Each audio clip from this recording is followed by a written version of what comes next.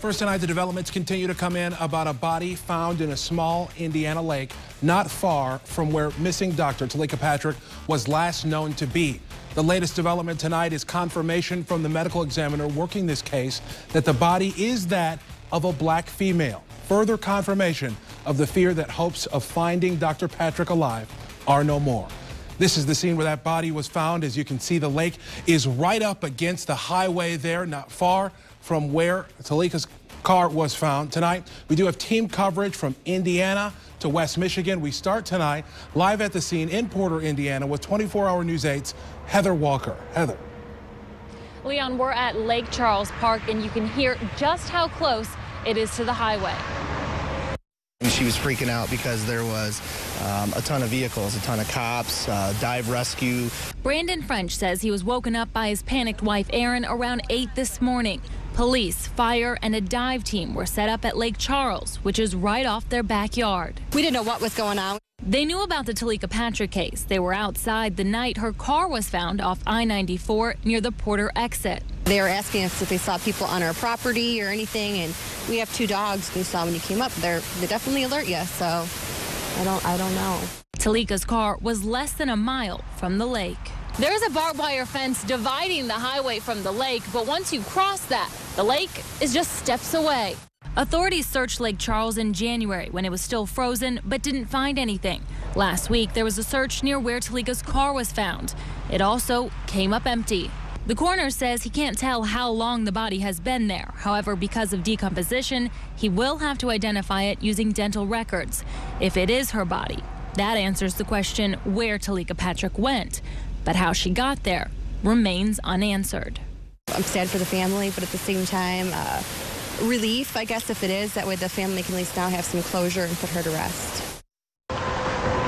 Now, an autopsy later this week will provide more answers. The coroner says there are no obvious signs of trauma. In Porter, Indiana, Heather Walker, 24-hour News 8. Still lots of questions on this one, Heather. Thank you. We have been in contact with Teleka's family throughout this process as they take in this devastating news. 24-hour News 8 Steve Kelso is here now with how they are responding to today's news. Since news of the discovery broke, we've been working to find those close to Dr. Teleka Patrick. Since 6 o'clock, we've been able to speak with her ex-husband. Earlier in the day, we spoke with the investigator hired by her family. I don't know. I guess I'm speechless. Smiley Calderon. He was once married to Teleka Patrick. He had previously expressed his concerns about his ex-wife's decision to move to Michigan in the first place. Tonight, he says what little news he has heard is hard to take. Very emotional, and I guess we'd like to know more. At first, I thought it was a hoax. Jim Carlin was hired as a private investigator by Teleka's family in January. He has spent countless hours searching and meeting with family members. He said he did not see it ending this way. He has spoken with Teleka's family today. They had such faith, and I did.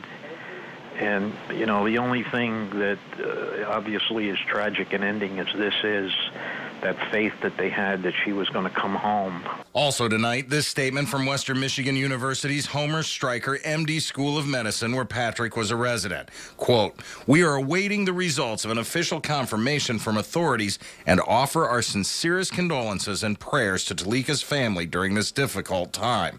Patrick's ex-husband says his thoughts are also with her family. Yes, they're a very religious family, and we can never lose hope.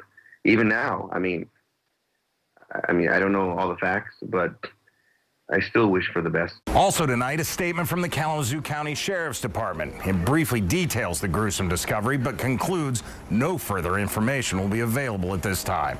Steve Kelso, 24-hour News 8. Well, this is a story that we have been keeping tabs on since we first heard of Teleka Patrick's disappearance last year. The search hit the 4-month mark just yesterday. This all began back on December 5th of last year. This is surveillance footage of the Radisson Hotel in Kalamazoo, where the 30-year-old doctor in residency at Western Michigan University tried to get a room, but apparently did not have the means to get that room. Shortly after that, an employee there then dropped her off at Borges Hospital where she worked. That was the last time that anyone saw Teleka Patrick. We will be staying on top of this developing story right here on 24-Hour News 8. Even as you sleep, look for the latest on Daybreak starting at 4:30 in the morning and all the time at woodtv.com as we bring you updates just as soon as we learn more.